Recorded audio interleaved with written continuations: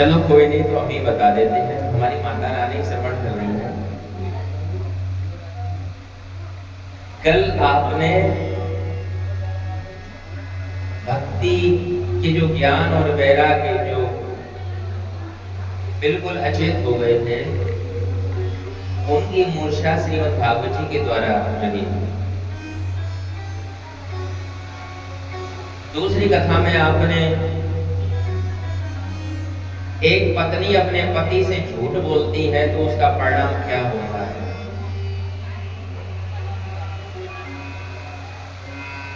बोले इस प्रसंग में आपने कल धुंधकारी की कथा को सुना। एक बेटे को एक माता बहुत छूट दे देती है तो वो कैसा बन जाता है, ये आपने कल श्रवण किया। बालक यदि गलती करे तो उसको डांटना चाहिए। यदि अपनी संतति को श्रेष्ठ बनाना है तो उसे समय समय पर समझाते हुए और छोटी सी ताड़ना भी देनी चाहिए।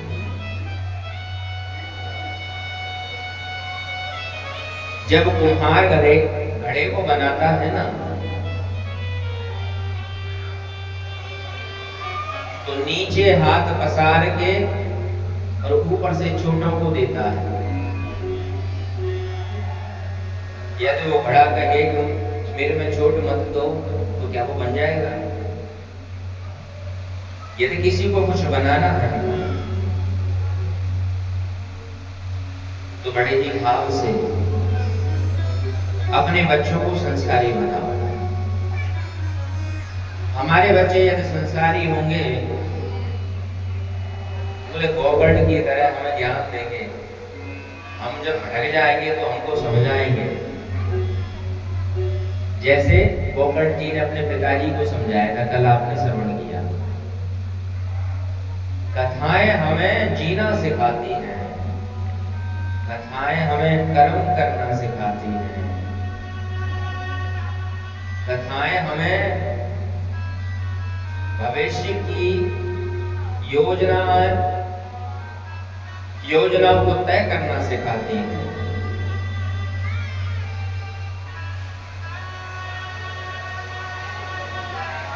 ऐसे नहीं बैठते, घोटों को बांध के नहीं बैठते,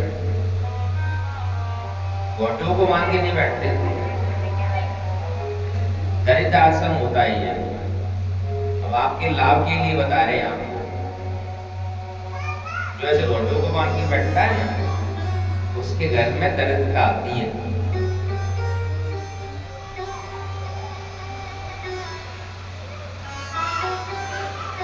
श्री सूत जी कहते हैं कि हे ऋषियों, भगवान की सुंदर कथा आप श्रवण कर रहे हैं।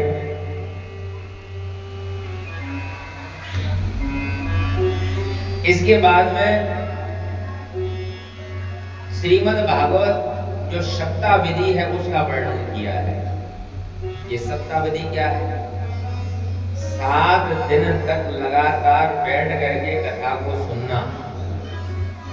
जब से कथा शुरू हो जाए और विराम न हो जाए तब तक कथा को सुनना, एकाग्र मन से।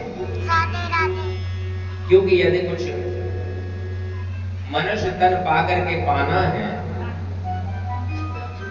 तो हमें भगवान की कथा को सुनना पड़ेगा। प्रथम भगत संतन कर संगा, दूसरी रत मम कथा प्रसंगा। अरे हनुमान जी की तरह रसिया बनो। बोले कैसे रसिया?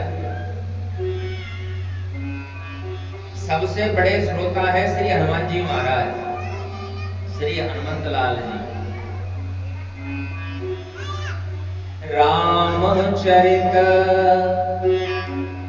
सुनबे को रसिया, राम लखन सीता मन बसिया। जो रसिया बन के सुनता है उसके हृदय में श्री राम जी बड़े भाव से पधार जाते हैं।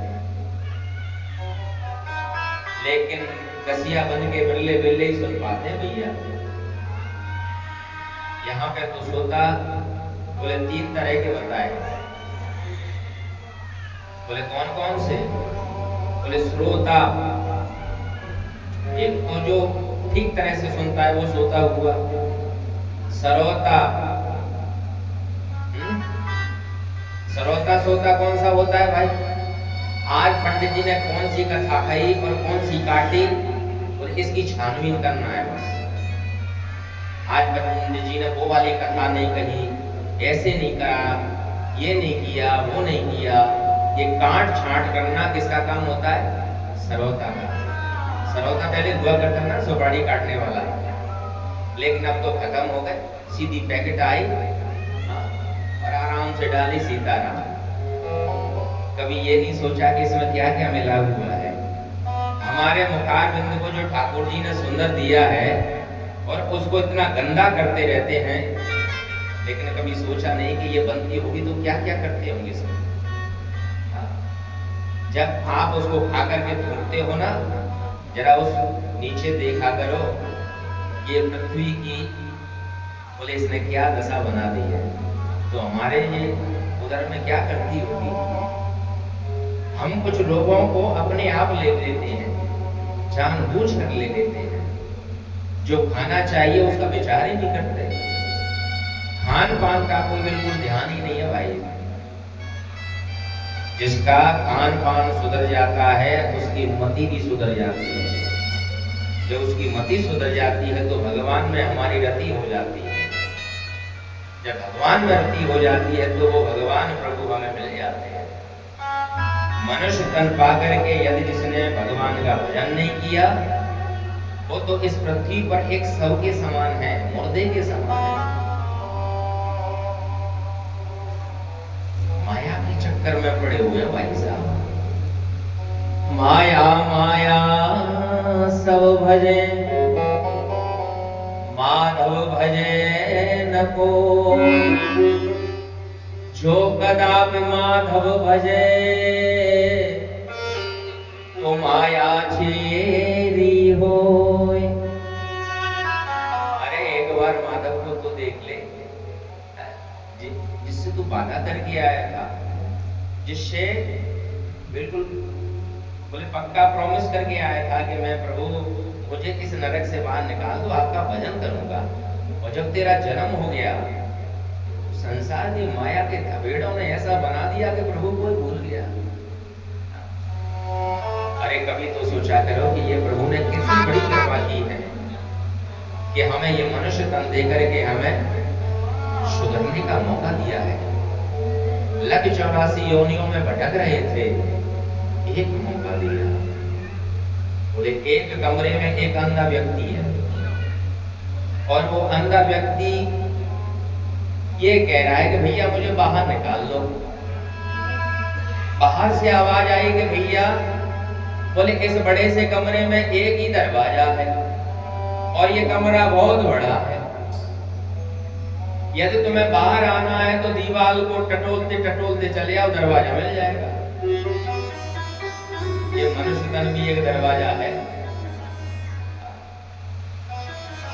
और जैसे ही दरवाजा आने को हुआ ना, तो बोले हमारे शरीर में खुजली हो गई। और जैसे ही खुजाने के लिए हुए तो इतने में ही चली तो रहे हैं, दरवाजा निकल गया। फिर वही 84 का चक्कर। अरे कभी तो सोचा करो कि प्रभु ये आपने हम पर बड़ी कृपा की है। हम यदि कोई कार्य करें तो उसे विधि के अनुसार करते हैं तो उसका फल मिलता है। विधि जब लोप हो जाती है तो उसका कोई फल नहीं मिलता। यहाँ पर सप्ताह विधि के लिए बता रहे हैं। सबसे पहले सप्ताह विधि क्या है? 7 दिन तक बैठ करके भगवान की कथा को सुना, नियम के अनुसार सुनना, यही सप्ताह विधि है। देवज्ञं तु समाहूय मुहूर्तं प्रच्छयत्नतः। जब भी आप कथा करवाना चाहें तो व्यास जी से आचार्य जी से मिलिए। बोले किस लिए? बोले मुहूर्त तो चढ़वाना है। मुहूर्त बनेगा तभी तो व्यवस्था लगेगी। दर्शयतः यत्नतः, प्रेम से उस मूर्त को पूछिए, विवाहे यादृशं वित्तम तादृशं परिकल्पयेत। महाराज तैयारी कैसे करें? बोले जैसे एक बिटिया के विवाह की तैयारी करते हैं ना, वैसे ही इसकी तैयारी होती है। ये कोई छोटा मोटा काम नहीं भैया, ये बहुत बड़ा काम है। इसलिए बिल्कुल छानते हुए चले कि कहीं कोई कूड़ा तो नहीं, कहीं कोई दिक्कत तो नहीं। तादृशं परिकल्पयेत। इसके अलावा कोई और है क्या?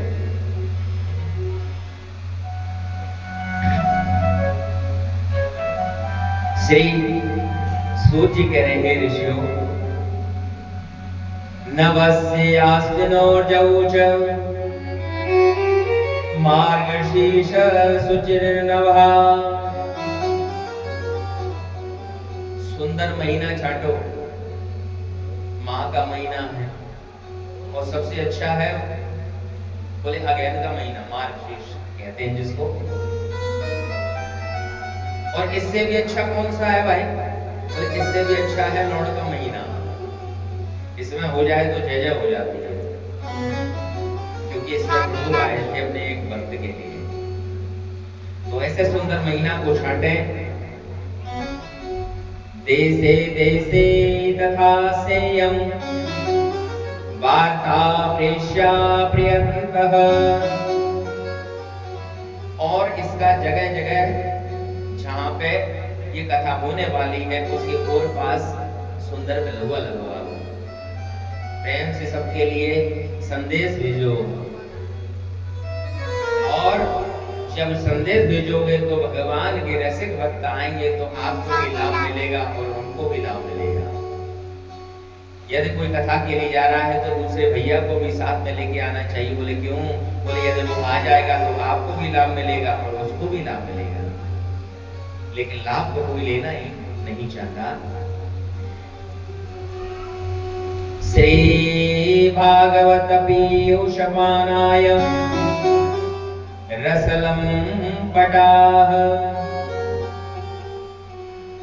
तो ऐसे भगवत जो रसिक जन हैं उनके लिए सुंदर संदेश भेजें। अब महाराज ये सब हो गया, लेकिन अब कथा कहाँ बैठे, कैसी जगह हो, ये भी बता रहे हैं। तीर्थे वापि वने वापि गृहे वा श्रवणं मतम्।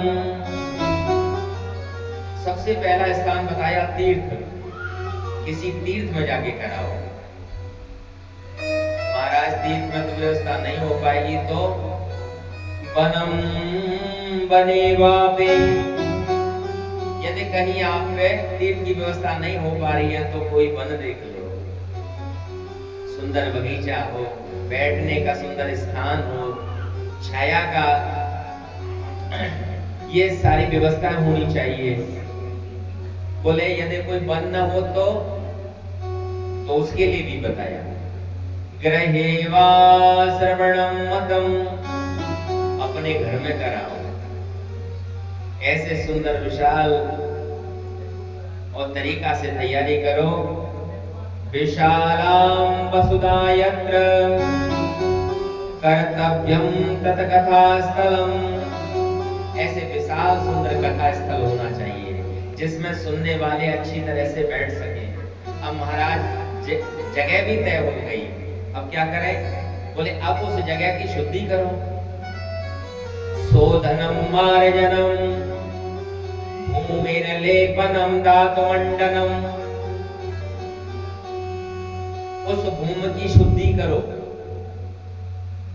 अच्छी तरह से उसको शुद्ध करो, लिपवाओ पकवाओ और बड़े भाव से सुंदर सुंदर चौक कराओ और कदली खंभ लगाओ। ये क्या होता है? बोले ये होता है केला। सुंदर केले के पत्तों को लगाओ, केले का वृक्ष लगाओ और इस तरीके से तैयारी कर लो। अब महाराज तैयारी भी हो गई, अब क्या करें? बोले अब वक्ता का चयन कर लो। वक्ता का तो चयन पहले ही हो जाता है, लेकिन वक्ता का भी बड़े भाव से चयन करना चाहिए। घोर कलयुग में तो भैया बहुत ही हद हो रही है। विरक्तो वैष्णवो विप्रो, वक्ता कैसा होना चाहिए? हमारे भागवत जी क्या कह रहे हैं? विरक्तो वैष्णवो विप्रो, विरक्त होना चाहिए, जिससे संसार से कोई लेना देना ना हो। जब तक कथा सुनाए और जब तक बोले आपके पास में रहे, बोले तब तक नियमों का पालन बिल्कुल बोले पूरी तरीके से करना चाहिए उसको। वैसे तो पूरे जीवन में ही करना चाहिए वक्ता को। वैष्णव हो,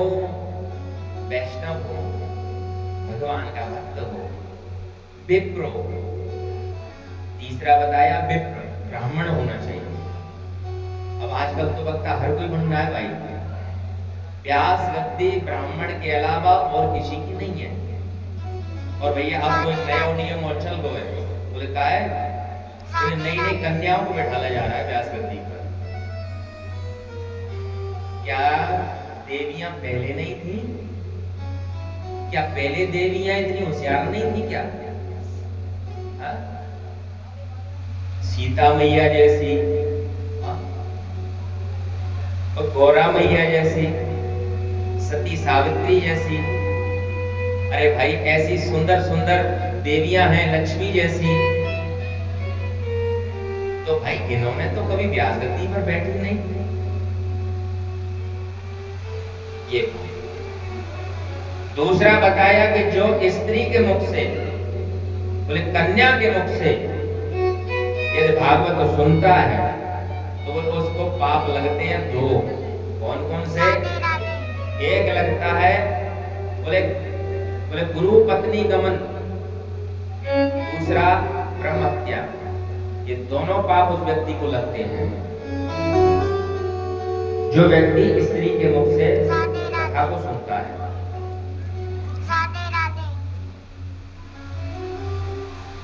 यदि आपको पैसा ही खर्च करना है ना, अरे आप किसी विप्र को लेके आइए, विप्र कैसा भी हो,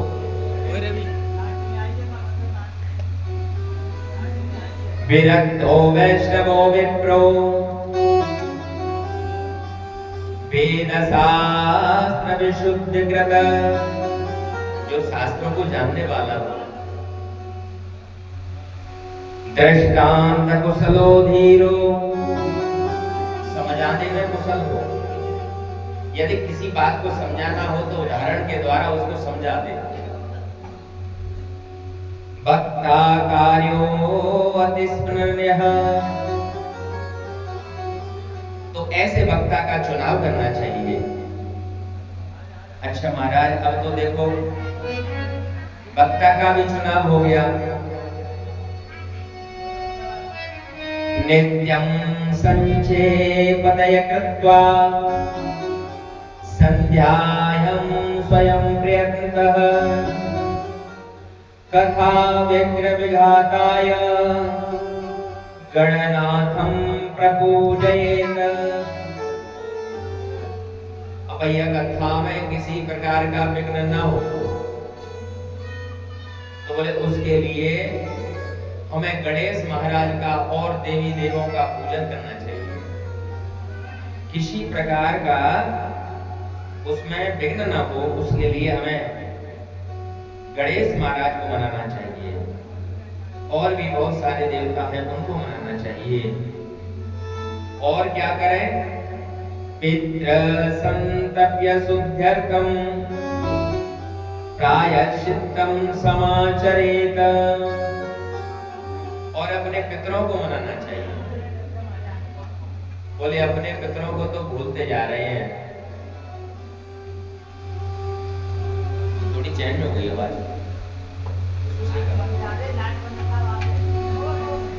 बोले अपने पितरों को मनाना चाहिए। बोले पितरों को क्यों मनाना चाहिए? बोले उन्हीं के आशीष से तो हमें ये सब प्राप्त हुआ है।